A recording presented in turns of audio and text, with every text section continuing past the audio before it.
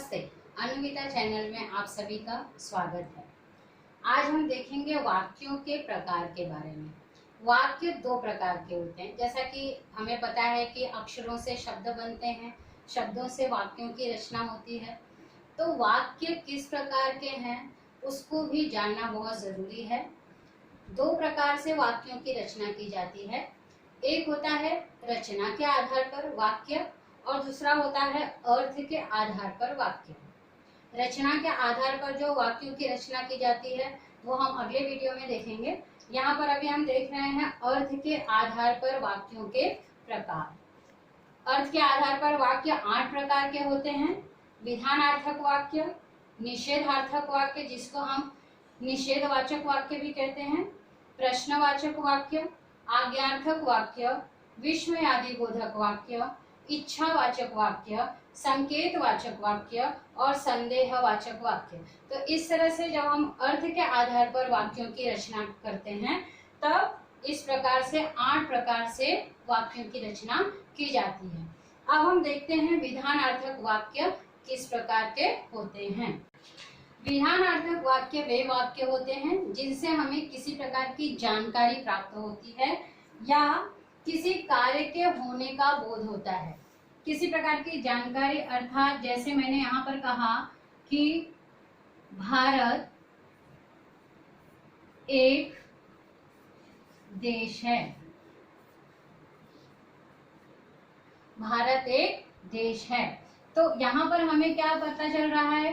भारत एक देश है, ये हमें जानकारी पता चल रही है, देश की जानकारी पता चल रही है। तो विधानार्थक वाक्य किसी काम के होने या किसी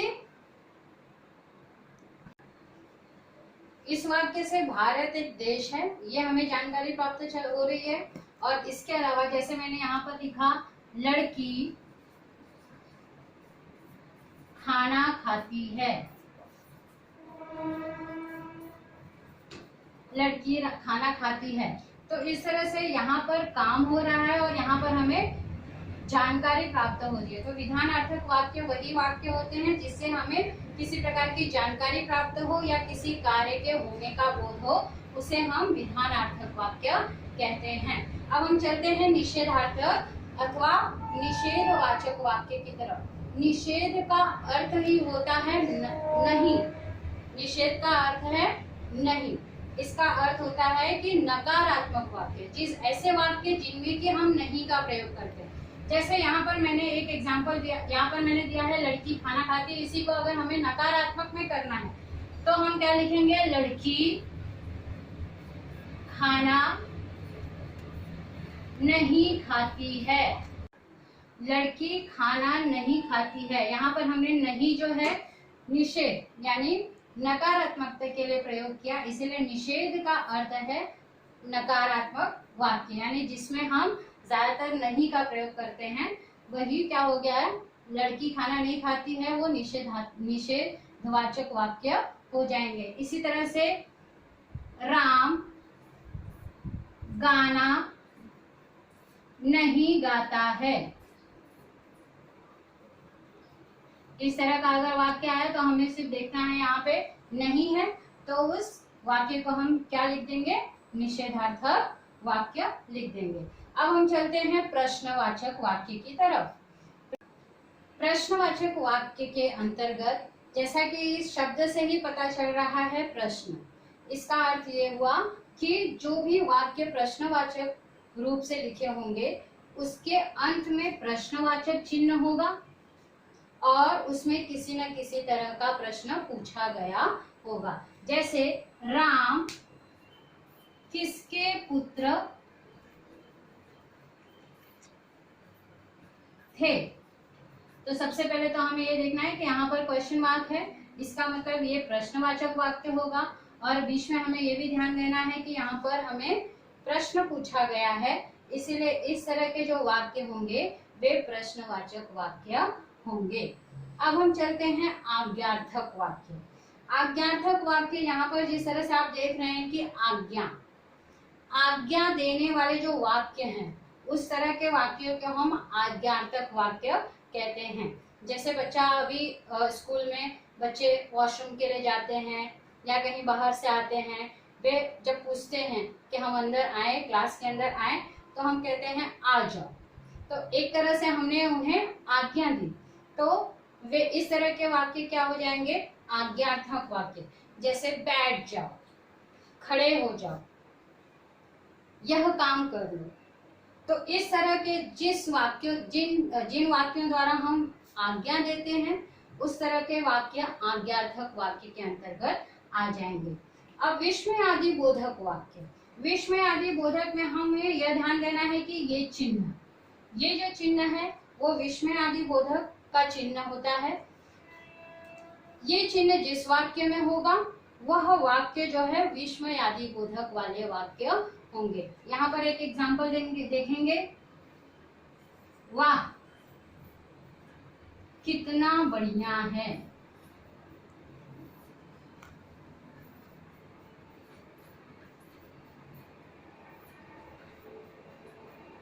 वाह कितना बढ़िया है। तो कितना बढ़िया के पहले यहाँ पर क्या लगाया हुआ है, विस्मय आदि बोधक का चिन्ह लगाया हुआ है। तो ये हमें ध्यान रखना है कि ये चिन्ह जहाँ पर होगा वह विस्मय आदि बोधक वाक्य होगा, यानी ये पूरा वाक्य विस्मय आदि बोधक का वाक्य है।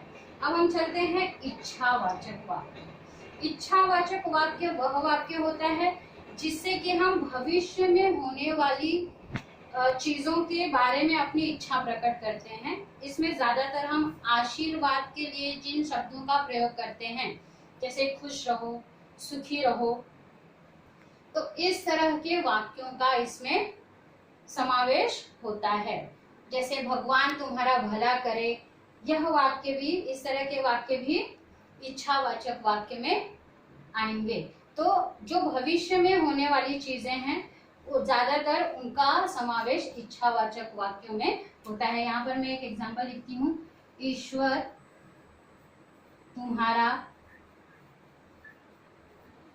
भला करे। तो भला ईश्वर कब करेगा, भविष्य में करेगा। तो इस तरह के जो वाक्य होंगे वो इच्छावाचक वाक्यों में आ जाएंगे। अब संकेतवाचक वाक्य, ऐसे वाक्य जिसमें कि हम किसी प्रकार का संकेत करते हैं, जैसे वह राम है, वह मेरा विद्यालय है, या इस तरह से हमने इन वाक्यों द्वारा संकेत किया कि वह, यह कलम है। तो यहाँ पर हम क्या कर रहे हैं, एक तरह से संकेत कर रहे हैं, वह मेरी पुस्तक है, यह फलक है। तो इस तरह के जो वाक्य होंगे जिनके द्वारा हम संकेत बता रहे हैं, जिनको हम इशारा कर रहे हैं, तो ऐसे वाक्य जो हो जाएंगे वो संकेतवाचक वाक्य कहलाते हैं।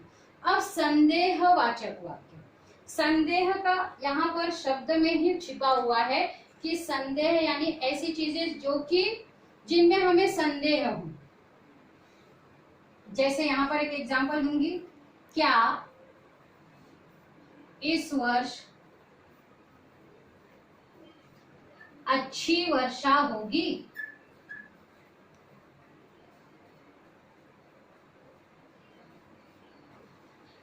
अब यहाँ पर भी क्वेश्चन मार्क है, लेकिन यहाँ पर हमने क्या किया है, यहाँ पर हमने संदेह व्यक्त किया है, क्या इस वर्ष अच्छी वर्षा होगी। तो यहाँ पर एक तरह का संदेह प्रस्तुत किया गया है। इसीलिए इस तरह के वाक्य जो होंगे भले ही प्रश्नवाचक हैं, लेकिन अगर उस वाक्य में संदेह दिखाई दे रहा है तो वे वाक्य संदेहवाचक वाक्य कहलाएंगे। तो इस तरह से हमने देखा अर्थ के आधार पर वाक्यों के 8 प्रकार। विधानार्थक वाक्य, जिसमें कि हमें किसी कार्य के होने का पता चलता है। निषेधार्थक वाक्य, जिसमें नकारात्मक वाक्यों का प्रयोग होता है, जिसको कि हम इंग्लिश में निगेटिव सेंटेंस भी कहते हैं। प्रश्नवाचक, जिसमें कि किसी तरह का क्वेश्चन पूछा जाता है और वाक्य के अंत में प्रश्न चिन्ह होता है। आज्ञार्थक, जिसमें कि किसी प्रकार की आज्ञा दी जाती है। विस्मय आदि बोधक, सिर्फ ये चिन्ह आपको ध्यान में रखना है, ये लाइन और इसके नीचे ये बिंदी, तो विस्मय आदि बोधक। ऐसे वाक्य जो होंगे वो विस्मय आदि बोधक।